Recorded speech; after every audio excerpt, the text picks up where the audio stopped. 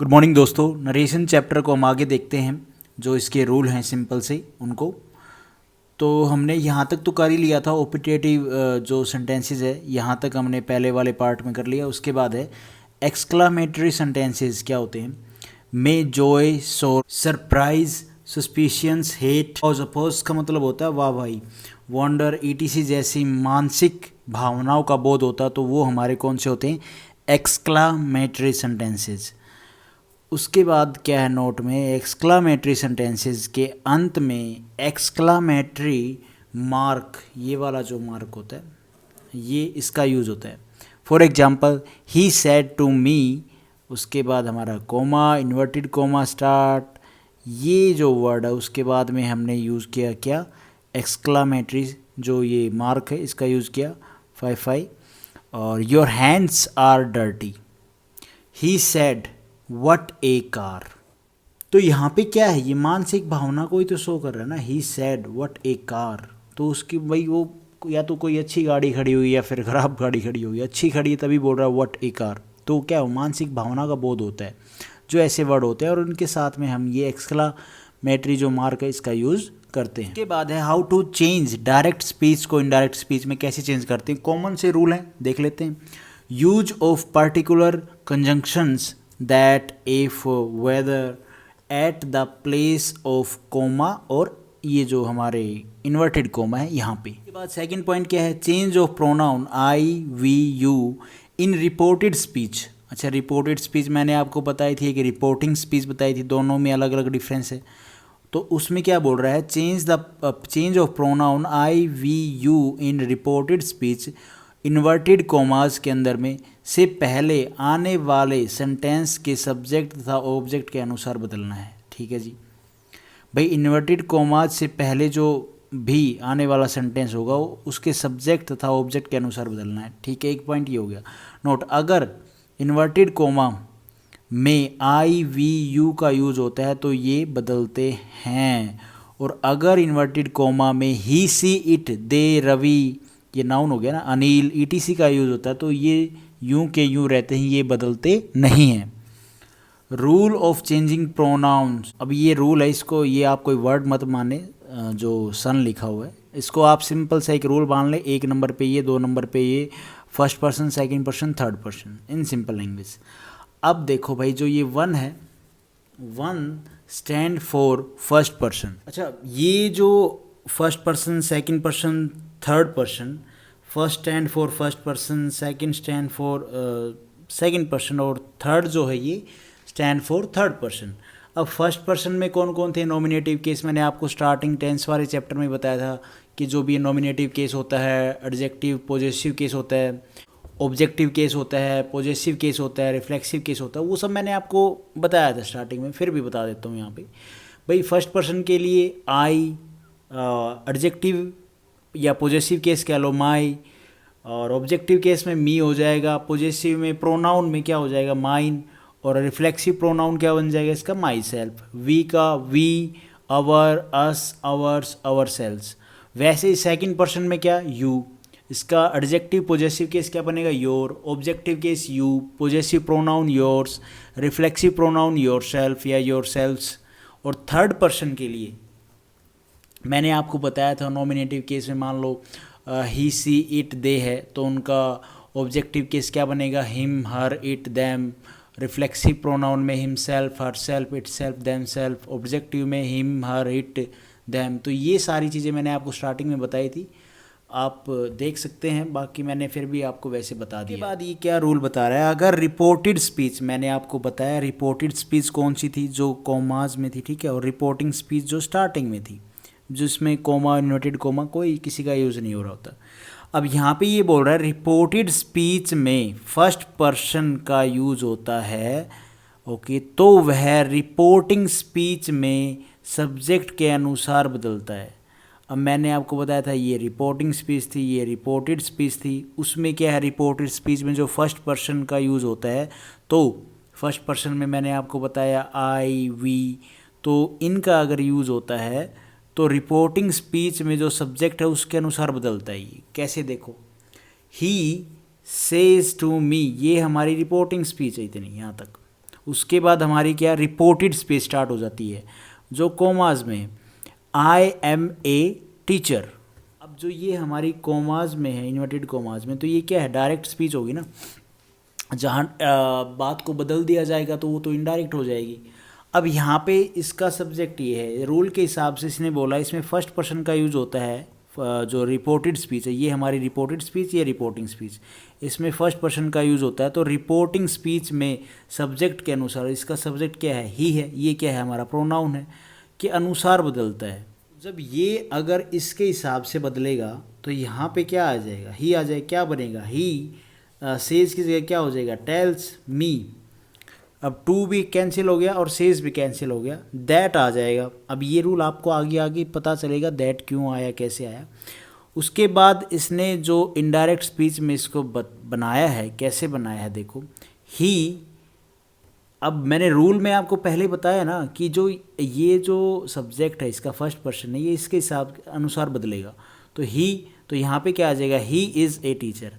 अब आप सेंटेंस की थोड़ी सेंस देखो, ही tells me that he is a teacher. अब ये तो इनडायरेक्ट हो गया, ये डायरेक्ट में क्या लिखा था, ही सेज टू मी। भाई he says to me I am a teacher, ये सीधी बात बोल रहा है, ये इनडायरेक्ट बात बोल रहा है। ठीक है, बात दोनों एक ही हैं, डायरेक्ट और इनडायरेक्ट। उसके बाद एग्जांपल है, students are saying to their teacher we are in the class. देखो डायरेक्ट स्पीच में ना थोड़ा सा आपको, जब आप सेंटेंस पढ़ोगे तो आपको लगेगा कि वो वहाँ पे बैठे हैं और वो बता रहे हैं, और इनडायरेक्ट स्पीच में ऐसा है कि वो कुछ टाइम बाद बता रहे हैं कि हम क्लास में थे। अब ये तो डायरेक्ट स्पीच में हो गया, ठीक है भाई, इन्वर्टेड कोमास में बात बोली गई है, और ये हमारा रिपोर्टिंग स्पीच, ये रिपोर्टेड स्पीच, ठीक है जी। इसको इनडायरेक्ट में बदलेंगे, कैसे बदलेंगे, स्टूडेंट्स आर सेइंग का क्या बन गया, टेलिंग, टू हमारा कट जाएगा, देयर आ जाएगा, देयर के बाद टीचर, टीचर नहीं, देयर आ नहीं जाएगा, है ही, दैट आ जाएगा हमारा, और क्या बन जाएगा, वी का बन जाएगा they are in the class. ये हमारा इन्वर्टेड कोमास हट गया ना, ये हमारा किस में हो गया, इनडायरेक्ट स्पीच में। उसके बाद रूल है, अगर रिपोर्टेड स्पीच में सेकंड पर्सन का यूज़ होता है तो वह रिपोर्टिंग स्पीच के सब्जेक्ट के अनुसार बदलता है। भाई सेकंड पर्सन मैंने आपको बताया यू है ना, नॉमिनेटिव केस में यू होता है, ऑब्जेक्टिव केस में यू होता है, पॉजेसिव केस में योर और योर्स, और रिफ्लेक्सिव केस में योर सेल्फ और योर सेल्स। तो यहाँ पे ये बोल रहा है कि सेकंड पर्सन का यूज़ होगा तो वो रिपोर्टिंग स्पीच का, जो ये रिपोर्टिंग स्पीच होती है इसमें जो ऑब्जेक्ट होता है उसके अनुसार बदलता है। For example he says to me, ये हमारा क्या है, ऑब्जेक्ट ही तो है ना, यू आर ए टीचर। अब इसको कैसे बदलेंगे, तो डायरेक्ट में हो गया, इनडायरेक्ट में कैसे बदलेंगे, he tells me that I am a teacher. तो मी का इसने क्या किया, मी के अनुसार, ऑब्जेक्ट के अनुसार यहाँ पे इसमें चेंज किया इसने। मी क्या है, हमारा ऑब्जेक्टिव केस है, यहाँ पे क्या बनेगा, नॉमिनेटिव केस। तो यहाँ पे मी का क्या बन जाएगा, आई। उसके बाद है, she is saying to him you should do your work.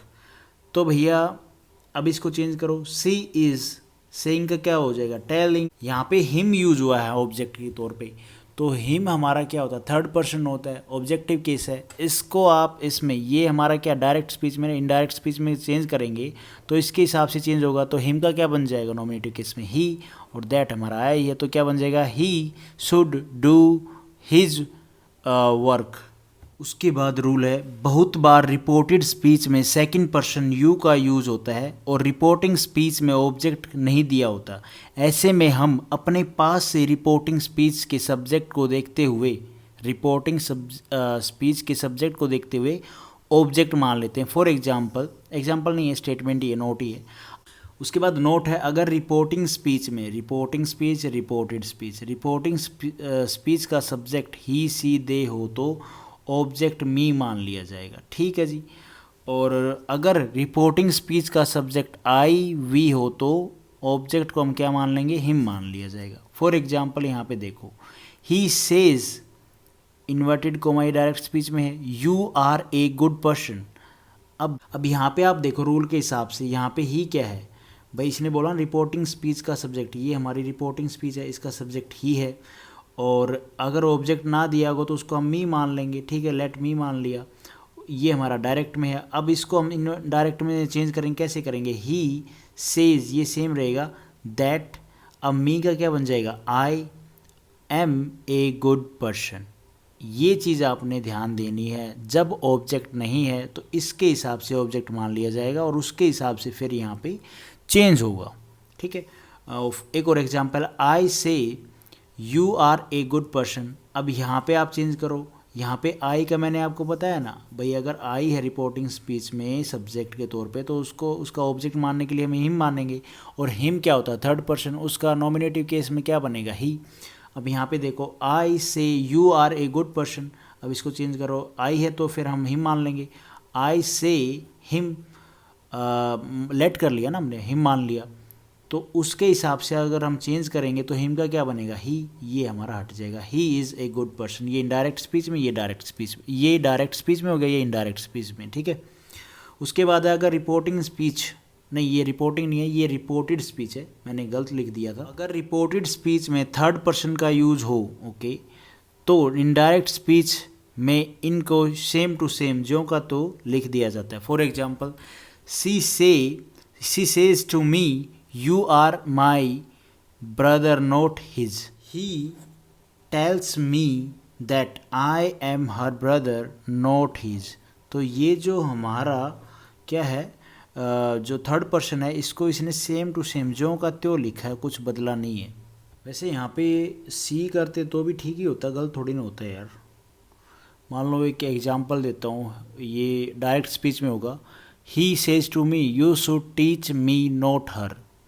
तो इसने इसका डायरेक्ट स्पीच क्या बनाया, इनडायरेक्ट स्पीच क्या बनाया, he tells me that I should teach him not her. तो जो लास्ट में जो क्या बोलते हैं ऑब्जेक्टिव केस कह लो या थर्ड पर्सन है, उसको तो चेंज नहीं किया, लेकिन यहाँ पे भी इसने सेम ही रखा ना। ही सेज टू मी का इसने ही टेल्स मी दैट बनाया, बिल्कुल ठीक है, लेकिन यहाँ पे इसने जो सी है उसको मतलब बताने के लिए हम ही का भी यूज़ कर सकते हैं और सी का भी यूज़ कर सकते हैं। आई थिंक दोनों ठीक हैं। उसके बाद है, अगर यूनिवर्सल ट्रूथ के लिए वी का यूज़ होता है तो इनडायरेक्ट स्पीच में नहीं बदला जाता। For example, my teacher says we can not live without water. तो ये तो यूनिवर्सल बात होगी ना, यूनिवर्सल ट्रूथ है, सच्चाई है, पानी के बिना कैसे जिएंगे। तो यहाँ पे इसने क्या किया, कुछ बदला नहीं है, वी को नहीं बदला, सेम ही रखा। माई टीचर सेज दैट, कॉमा सारे हट गए, इनडायरेक्ट स्पीच में ये डायरेक्ट में था, we can not live without water. ठीक है, तो ये ऐसे ये रूल के हिसाब से बिल्कुल ठीक है। पिछले वाले में थोड़ी सी मतलब क्लियर करने वाली बात थी वो, जो मैंने नहीं की, बट जैसे जैसे एग्जांपल देखेंगे तो एमसीक्यू लगाएंगे तब थोड़े से अच्छे से डाउट क्लियर होंगे।